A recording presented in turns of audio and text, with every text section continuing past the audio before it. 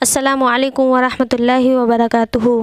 الحمدللہ وحدہ والصلاۃ والسلام علی من لا نبی بعدہ وبعد۔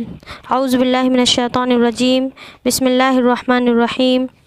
رب اشرح لی صدری ویسر لی امری واحلل عقدۃ من لسانی یفقہوا قولی۔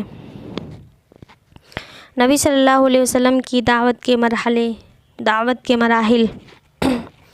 ہم نبی صلی اللہ علیہ وسلم کی پیغمبرانہ زندگی کو دو حصوں میں تقسیم کر سکتے ہیں۔ وہ دونوں حصے یہ ہیں: پہلا حصہ مکی زندگی، جو کہ تقریباً 13 سال کی زندگی پر منحصر رہی۔ دوسرا حصہ مدنی زندگی، جو کہ تقریباً 10 سال کی زندگی پر منحصر رہی۔ پھر ان میں سے ہر حصہ کئی مرحلوں پر مشتمل ہے۔ یہ مرحلے بھی اپنی خصوصیات کے اعتبار سے ایک دوسرے سے مختلف اور ممتاز ہیں۔ اس کا اندازہ آپ کی پیغمبرانہ زندگی کے دونوں حصوں میں پیش آنے والے واقعات کا گہرائی سے جائزہ لینے کے بعد ہی اندازہ ہو سکتا ہے۔ اس کے بعد ہم مکی زندگی کو 3 مرحلوں پر مشتمل کرتے ہیں۔ آپ کی مکی زندگی 3 مرحلوں پر مشتمل تھی۔ پہلا حصہ خفیہ دعوت کا مرحلہ، یعنی چھپ چھپ کر آپ کا دعوت و تبلیغ کرنا، جو کہ 3 سال پر منحصر رہا۔ اس کے بعد مکہ والوں میں کھلم کھلا دعوت و تبلیغ کا مرحلہ۔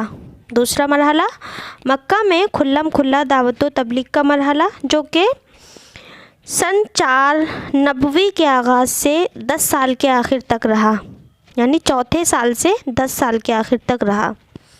اس کے بعد تیسرا مرحلہ ہے مکہ کے باہر اسلام کی دعوت کی مقبولیت اور پھیلاؤ کا مرحلہ، یعنی مکہ کے باہر والے لوگوں پر اسلام کی دعوت پیش کی گئی اور اسلام کو پھیلانے کی کوشش کی گئی۔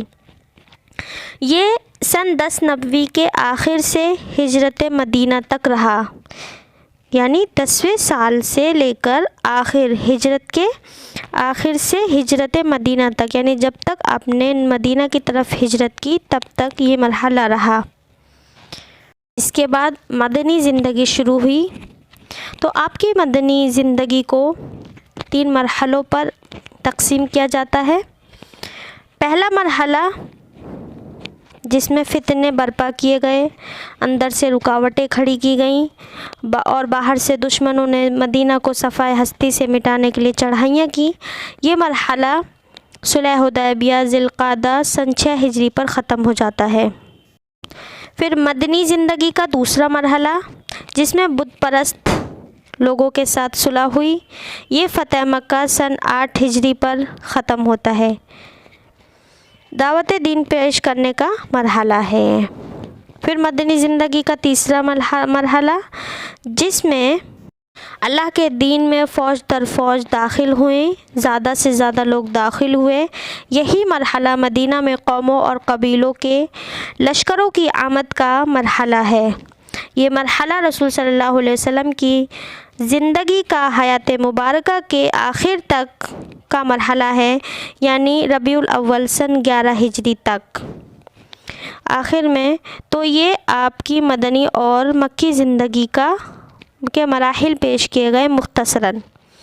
آخر میں مولا کریم سے دعا ہے کہ ہم تمام کو اپنی نبی کی سیرت جاننے کی اور سمجھنے کی توفیق دے۔ آمین ثم آمین۔ السلام علیکم